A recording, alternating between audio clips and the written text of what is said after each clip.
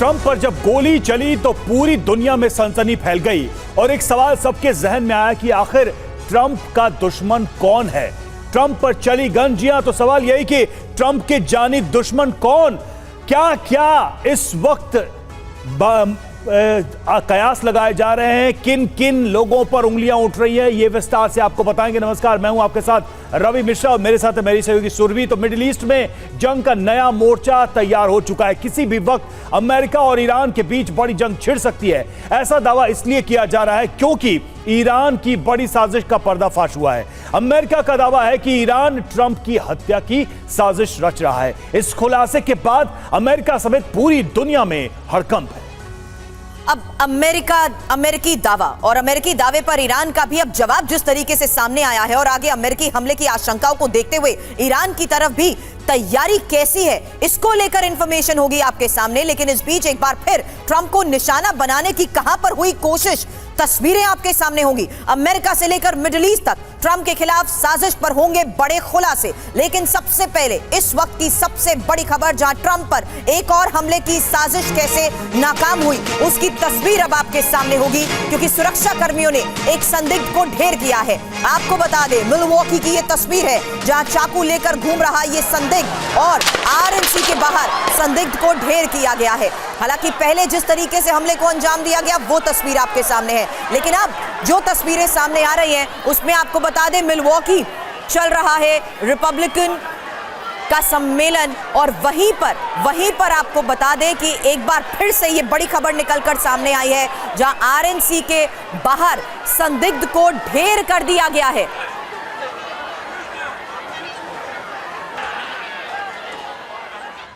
तो ट्रंप पर एक बार फिर से हमले की साजिश रची गई और सवाल यही है कि आखिर ये सब हो क्या रहा है अमेरिका में। पहला हमला और दूसरा हमला, अब ये दोनों हमले हालांकि विफल रहे हैं लेकिन इससे कई सारे अहम सवाल जरूर पैदा हो गए। पहले हमले की बात करें तो पेंसिल्वेनिया में ट्रंप की चुनाव रैली के दौरान ये हमला हुआ और दूसरा हमला नाकाम हुआ है मिलवॉकी में रिपब्लिकन कन्वेंशन सेंटर के पास ये हमले की कोशिश हुई जो नाकाम हुई। हालांकि जिस तरीके से पहले हमले में रवि हमने देखा कि हमलावर थॉमस मैथ्यू को मार गिराया गया था, वहीं दूसरे हमले को लेकर आज जो खबर आई है उसमें बता दें कि चाकू लेकर घूम रहे संदिग्ध को सुरक्षा कर्मियों ने ढेर कर दिया है और अब साफ है कि संदिग्ध के दोनों हाथ में चाकू था। ये इंफॉर्मेशन भी अभी फिलहाल निकलकर सामने आई है। रवि, बिल्कुल, मारे गए संदिग्ध की जांच की जा रही है, पता लगाया जा रहा है कि आखिर ये कौन था। और देखिए खास बातें क्या है, तो वारदात वाली जगह पर ट्रंप की पार्टी का सम्मेलन चल रहा था और ये दूसरा ऐसा मौका है, दूसरी बार हो रहा है जब ये कार्यक्रम चल रहा और इसी दौरान हमले की कोई कोशिश की जा रही थी। सबसे अहम सवाल इस सब में ये हो जाता है कि बार बार अमेरिका में ऐसी घटनाएं हो रही हैं, आखिर ये चल क्या रहा है, ट्रंप का दुश्मन कौन है, कौन इतनी हिम्मत कर रहा है सुपर पावर अमेरिका के खिलाफ कि एक भूतपूर्व राष्ट्रपति को खुलेआम पब्लिकली इस तरह से मारने की कोशिश की जा रही है। तमाम मेहमान हमारे साथ इस वक्त जुड़े हुए, देखिए वंदना झिंगन जो कि टीवी एशिया की पत्रकार हैं, शिकागो से हमारे साथ जुड़ी हुई हैं, अचल मल्होत्रा पूर्व राजदूत हमारे साथ जुड़े हुए हैं, लेफ्टिनेंट जनरल वीके चतुर्वेदी इस वक्त स्टूडियो में हमारे साथ मौजूद है, ब्रिगेडियर डीएस त्रिपाठी भी हमारे साथ स्टूडियो में मौजूद हैं और ग्रुप कैप्टन डीके पांडे हमारे साथ स्टूडियो में मौजूद है। हमारे सहयोगी मनीष झा भी इस वक्त हमारे साथ मौजूद है। पहले मैं मनीष के पास ही जाऊंगा। मनीष, सवाल यही है कि ट्रंप का दुश्मन कौन है, वो भी अमेरिका में खुलेआम, कभी गोली कभी चाकू, चल क्या रहा अमेरिका में? देखिए, इसमें कोई दो राय नहीं है कि ट्रंप को मारने की इच्छा रखने वाले अमेरिका के अंदर और अमेरिका से बाहर दुनिया भर में हैं, क्योंकि ट्रंप की घोषणाएं, ट्रंप के एजेंडे और ये सोचकर कि अगर ट्रंप अगली बार राष्ट्रपति बनते हैं तो किसको नुकसान होगा, उसके आधार पर आप देख सकते हैं। लेकिन अब उसमें अलग अलग थ्योरी की जो बात की जाती है, जिसमें से एक बड़ी बात यह है कि ट्रंप ने को मारने का आदेश किसने दिया होगा। लेकिन जिसने भी आदेश दिया होगा, कम से कम सीक्रेट सर्विस की जो भूमिका है, तो ऐसा लग रहा है कि सीक्रेट सर्विस और उसके बीच की मिली भगत होगी। क्योंकि मान लीजिए दुनिया के किसी कोने से किसी ने डिसाइड किया कि ट्रंप को मरवाते हैं और उस शूटर को हायर किया, लेकिन उस शूटर को जिस तरीके का एक्सेस मिला, उस शूटर को लेकर जिस तरह की लापरवाही बढ़ती गई, उस शूटर के मौजूदगी के बारे में जिस तरह से सीक्रेट सर्विस ने जानबूझकर या अनजाने में तमाम तरह की गलतियां की, तो क्या इसको सीक्रेट लेकर जो सर्विस बड़ा उसके खुलासा इशारे हो में रहा है एजेंसीज की तरफ से खुलासा, उस बारे में करूं आपसे सवाल और इस बारे में और डिटेल दूं। उससे पहले क्या अभी जो ये खबर आई है कन्वेंशन सेंटर के बाहर हमले की, कि हमला नहीं हुआ लेकिन संदिग्ध यहां पर जो ढेर किया गया है, क्या इसकी भी ट्रंप के ऊपर हमले की कोई कोशिश थी? देखिए, सबसे बड़ी बात यह है कि मिल्वॉकी में जब ट्रंप मौजूद हैं, ट्रंप को वहां पर रिपब्लिकन पार्टी का आधिकारिक उम्मीदवार घोषित किया गया है। अगले एक दिन और वो वहां पर रहेंगे। ऐसे में वहां पर कड़ी सुरक्षा व्यवस्था की गई है। ट्रंप पर हमले के बाद से सीक्रेट सर्विस चारों तरफ से उनको घेरे हुए और बहुत पैनिक मोड है।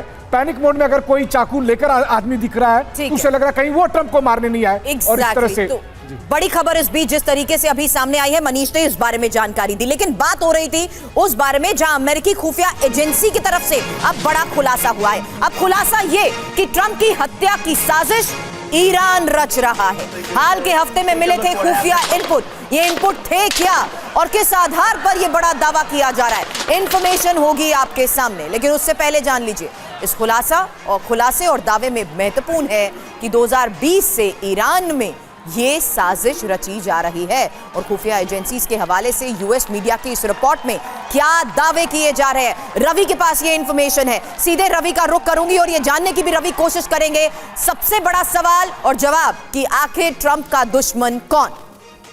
बिल्कुल, ईरान को लेकर कई सारे सवाल उठ रहे हैं। इन सारी घटनाओं के बाद से कुछ अहम बातों पर गौर करना बहुत जरूरी है। देखिए, ट्रंप का क्या ईरान दुश्मन है, यह सवाल उठ रहा है। बड़ा खुलासा क्या है, ट्रंप की हत्या करवाना चाहता है ईरान, यह दावा किया जा रहा है और दावा के अमेरिकी खुफिया एजेंसियों को इसकी जानकारी मिली थी, ऐसा इनपुट मिला था। और दावा यह भी कि 4 साल से ट्रंप की हत्या की साजिश रच रहा है ईरान।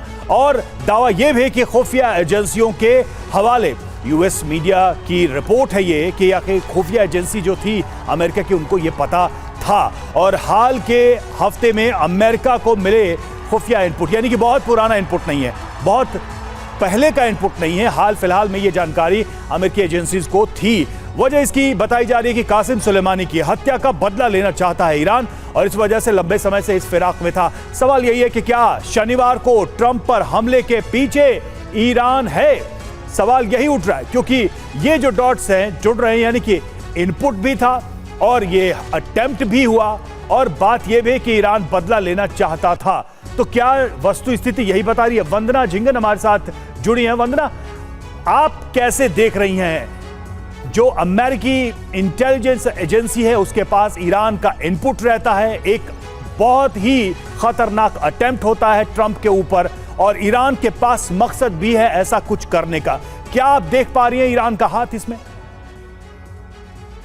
नमस्कार हमारे सारे को पैनलिस्ट को, आपके दर्शकों को।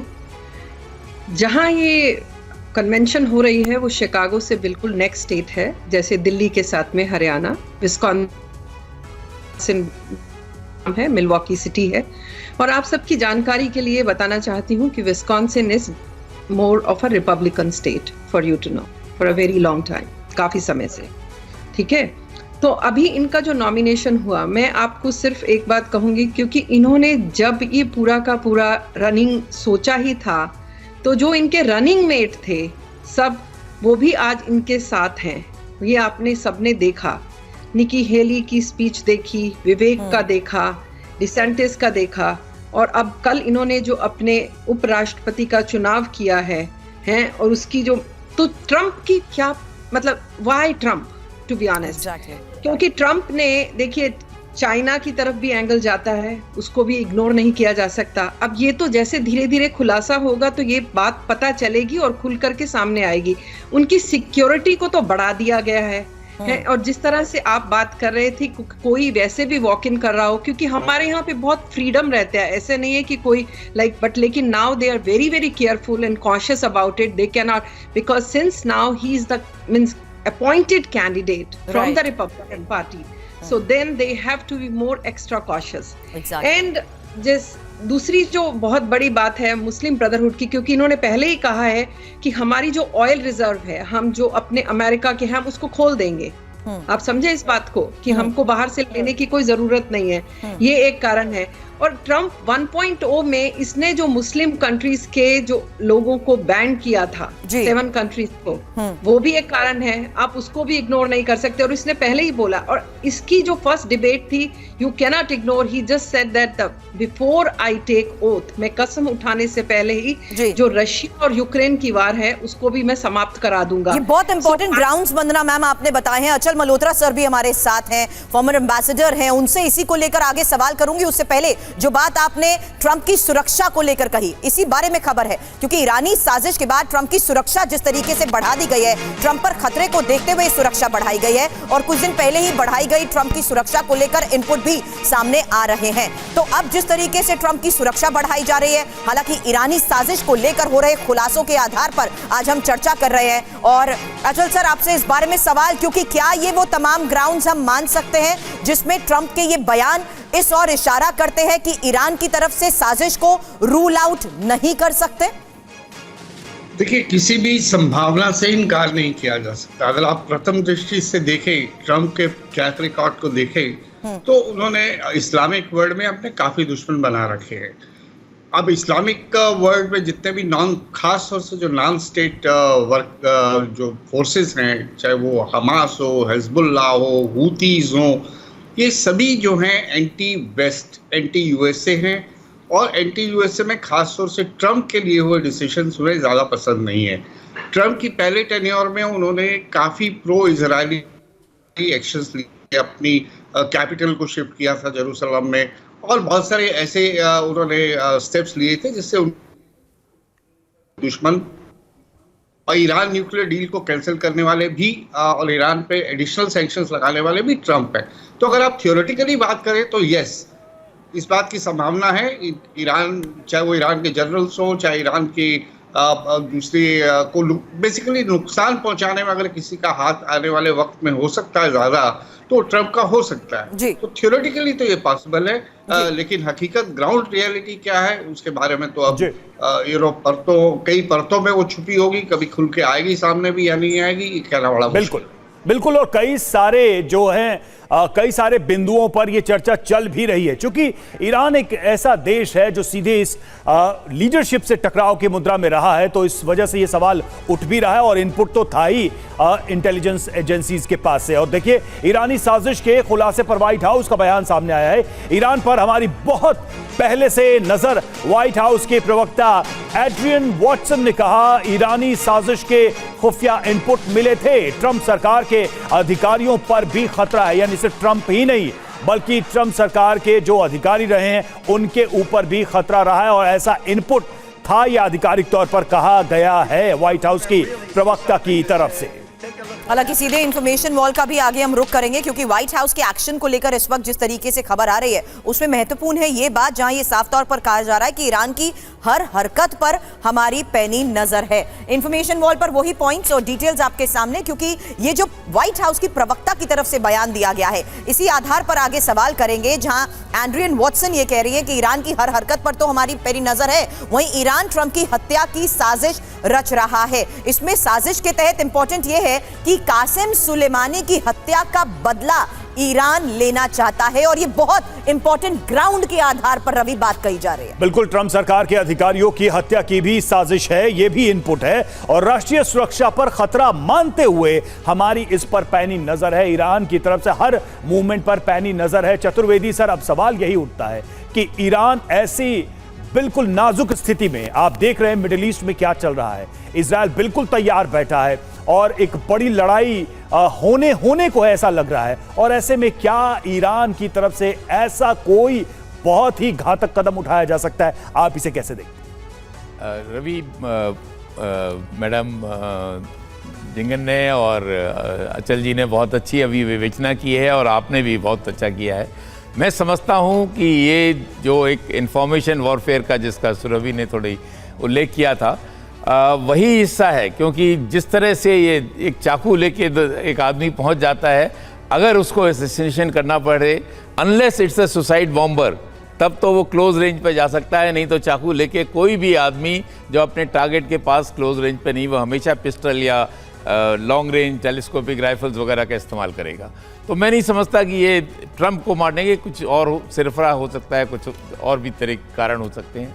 लेकिन अगर कोई आधिकारिक सूत्रों से बताते हैं कि ट्रंप के ऊपर ईरान हमला करना चाहता है, ये बहुत गंभीर मामला है।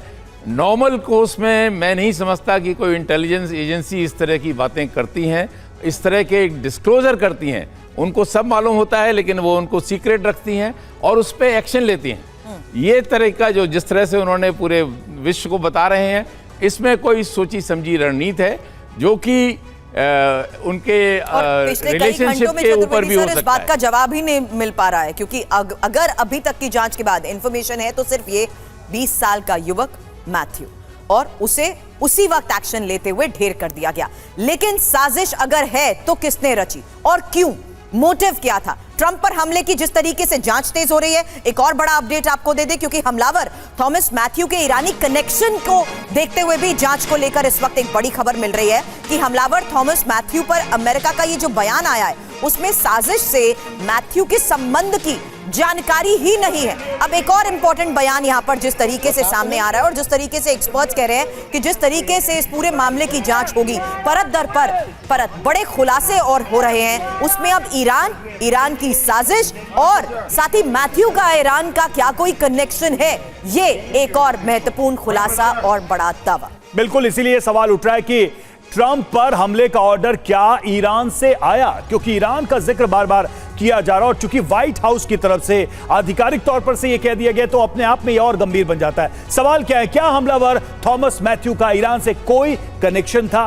क्या ट्रंप पर हमले के लिए मैथ्यू को ईरान से कोई आदेश मिला था? अब सवालों की बात तो आपने की, लेकिन जांच के तहत किस तरीके से इंफॉर्मेशन आई है कि थॉमस मैथ्यू ने क्यों हमला किया, इसको लेकर अभी जांच जारी है और सुरक्षा एजेंसीज ईरानी कनेक्शन की भी जिस तरीके से जांच कर रही है, ये इस वक्त बड़े सवाल हैं। हालांकि इंफॉर्मेशन जो थॉमस मैथ्यू को लेकर सामने आई है उस बारे में सिर्फ इतना ही वाकिफ है कि 20 साल का युवक है जिसने किस तरीके से हमले को अंजाम दिया, तस्वीरें दुनिया के बिल्कुल, और उसे ढेर कर दिया गया। 20 साल का मैथ्यू जो कि पेंसिल्वेनिया का रहने वाला था, जिसने ये अटैक किया था। थॉमस मैथ्यू ने AR स्टाइल राइफल से ये अटैक किया था, ट्रंप के ऊपर ये अटेम्प्ट किया था, लेकिन ये हमला भी नाकाम हुआ और थॉमस मैथ्यू मार गिराया गया। हालांकि इसमें इंपॉर्टेंट ये है, अब सवाल उस आधार पर करना चाहूंगी सर आपसे मैं, जहां पर इंपॉर्टेंट ये है त्रिपाठी सर समझना कि आखिर मैथ्यू का मोटिव अभी तक क्यों नहीं पता लग पाया है। देखिए, मैथ्यू का जो मोटिव अगर आप देखें, जो न्यूज़ चैनल्स 2-3 दिन से अमेरिका के भी कहे जा रहे हैं, उनका यही कहना था कि ये पहले रिपब्लिकन पार्टी का ही था, पहले उसमें उनके साथ काम किया है, वो इन्फ्लुएंस था ट्रंप से भी, और इस समय एक बाय को इतना अगेंस्ट हो गया, ये थोड़ा समझ से बाहर है।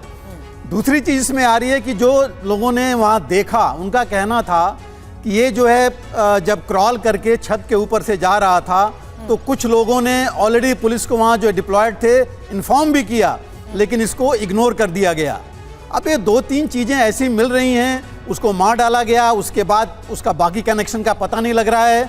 तो ये अभी तक 3 दिन हो गए, लेकिन ये खबर सामने नहीं आ पा रही है कि वजह क्या थी, कारण क्या थे। अभी जो है जो ईरान का कनेक्शन लाया जा रहा है, ईरान में अभी नए राष्ट्रपति बने हैं, उन्होंने शुरू में ही बोला है कि वो अपना संबंध सुधारना चाहेंगे अमेरिका से। तो वहाँ से ऑर्डर अभी आ जाए या अभी कार्रवाई हो जाए, ये थोड़ा सा अभी समझ से परे है। इसलिए मुझे लगता है कि कुछ और चीजें जब तक खुलासा नहीं आएगा तब तक ये कंफर्म नहीं हो पाएगा। आपको लगता है कि ईरान का जो नाम लेकर आई है अमेरिकी एजेंसीज या अधिकारी लेकर आए हैं, उस पर अभी बहुत स्पष्ट होना बाकी है, बहुत सारी सिचुएशंस और फैक्ट्स को सामने आना बाकी है। क्या ये बाइडेन सरकार के लिए, रनिंग गवर्नमेंट के लिए एक बड़ा सेटबैक नहीं है चुनाव में? क्या इसका उनको नुकसान नहीं होगा? ईरान पे ठीकरा फोड़ देने से ही क्या सरकार बच जाएगी? आपको लग रहा है ऐसा? ये फेलियर है, इंटेलिजेंस का भी फेलियर है, और यहाँ कहीं ना कहीं बहुत बड़ा लैप्स हुआ है, उसको कोई डिनाई नहीं कर सकता। मैं आपको सिर्फ इतना जरूर बताना चाहूंगी बैकग्राउंड में कि लॉ एनफोर्समेंट में आजकल बजट कट्स हैं और उन्होंने और रिसोर्सेज की मांग की थी, लेकिन वो डिनाई कर दिए गए। और जहां आप बटलर पिट्सबर्ग की आपने तो सारा फुटेज देखा ही है कि वो जिस जगह पे वहाँ इवेंट हो रहा था, जहां वो रैली थी, वो बिल्कुल एक खुला सपाट मैदान था, उसमें ज्यादा कुछ था ही नहीं, जो ज्यादा बड़ी हाई राइज बिल्डिंग्स नहीं थी और ये था। तो जब मतलब जिस तरह से उसने प्लान किया, और ये जो 20 साल का युवक की बात करें, क्योंकि जिस तरह से यहाँ नफरत भर दी जाती है ना, हेट्रेड जैसे है, मतलब अभी जैसे बच्चों के मन में कई बार स्कूल्स में भी ये बात होती है कि जो बाहर से लोग आ रहे हैं वो इतना अच्छा करते हैं। आप ये देखिए, अभी हमारे जो फॉरेन स्टूडेंट्स आते हैं, दे एक्सेल सो मच। ट्रंप की सबसे पहली स्टेटमेंट थी कि जो यहाँ पढ़ाई करने आते हैं F1 स्टूडेंट, आप उनको ग्रीन कार्ड दीजिए। ही is all against documented people that they should be living here, जो लीगल लोग हैं, and he is always against कि जो अनडॉक्यूमेंटेड हैं। अब हमारे यहाँ जो आप देखिए कि किस तरह से बॉर्डर, ओपन बॉर्डर हुआ पड़ा है, और जो सेंचुरी सिटीज हैं घर दे रही हैं। और दूसरी बात, आपने मिडिल ईस्ट की बात कर रहे थे, अगर आप सब लोग जानते होंगे कि ट्रंप 1.0 में ही मिडिल ईस्ट का अकॉर्ड साइन करवाया गया था, और इजराइल की जो फ्लाइट है सबसे पहली बार वो दुबई गई थी। So that also happened in his time, we can not ignore it.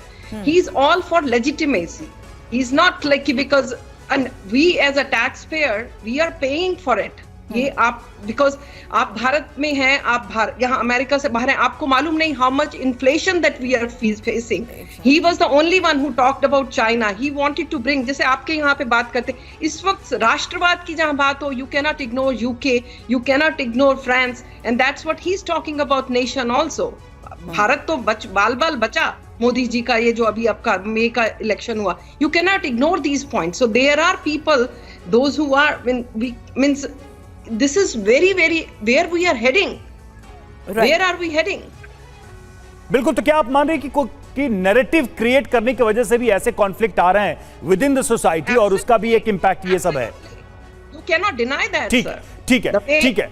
और देखिए एक और अपडेट देते चलें। अमेरिका और ईरान के बीच टेंशन की आशंका है, और देखिए ईरानी साजिश के खुलासे के बाद बढ़ सकता है तनाव, ईरान पर बड़ा एक्शन ले सकता है अमेरिका।